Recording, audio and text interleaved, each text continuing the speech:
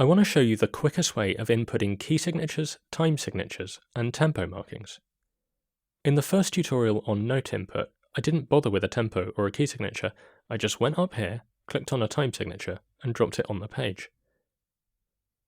If you click on the right menu, you'll see all of these shortcuts, and most of these functions are popovers. The ones I'm going to focus on in this tutorial are Shift-K, key signatures, Shift-M, time signatures, and Shift-T.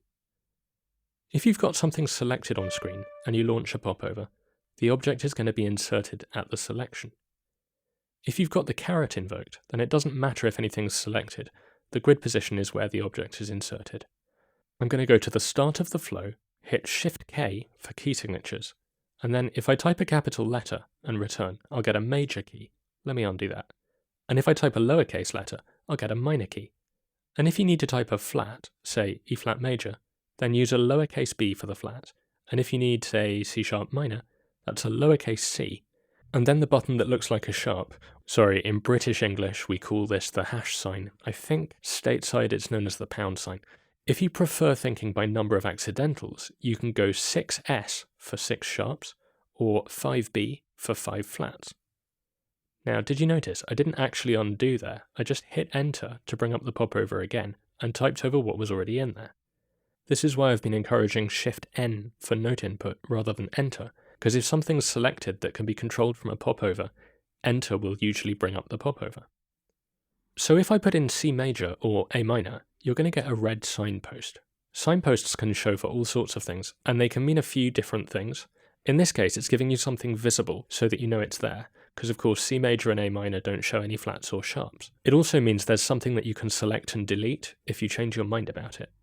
If you don't want to see signposts, you can go to the View menu and you'll find this whole list, and this option will hide all of them.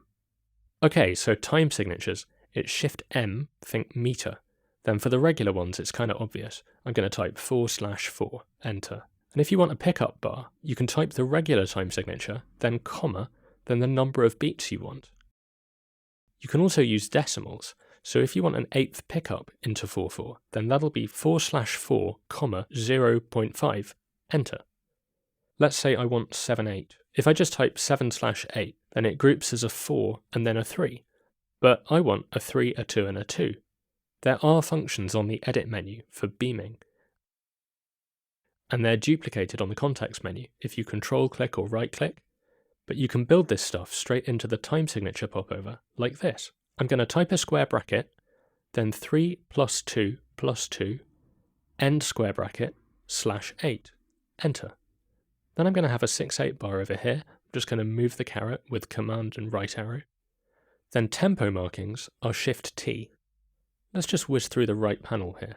At the top, you can see what Dorico calls absolute tempo changes, which are the kinds of markings you might get at the start of a flow or the start of a section.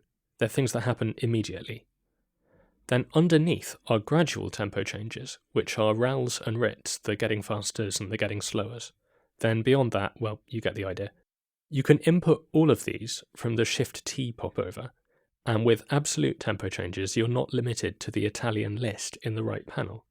So for instance, I could type Shift-T, swiftly, Q = 132, enter, and it's going to accept my text and convert the Q into a quarter. I could also type 6 = 132, and it would turn that into a quarter. Let's say I want to continue with English, but I want to slow down over this measure. The easiest way to do that is to put in a writ, and then jump down to the Properties panel and replace the text.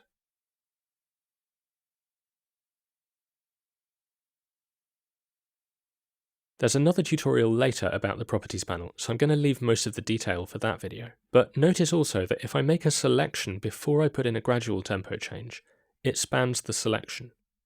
But if I forget to do that, or I've got the caret invoked, then I can hit escape to get out of input mode, select it if it's not still selected, and go Shift Alt right and Shift Alt left to extend or contract it, like with notes, or I can grab this handle and drag it.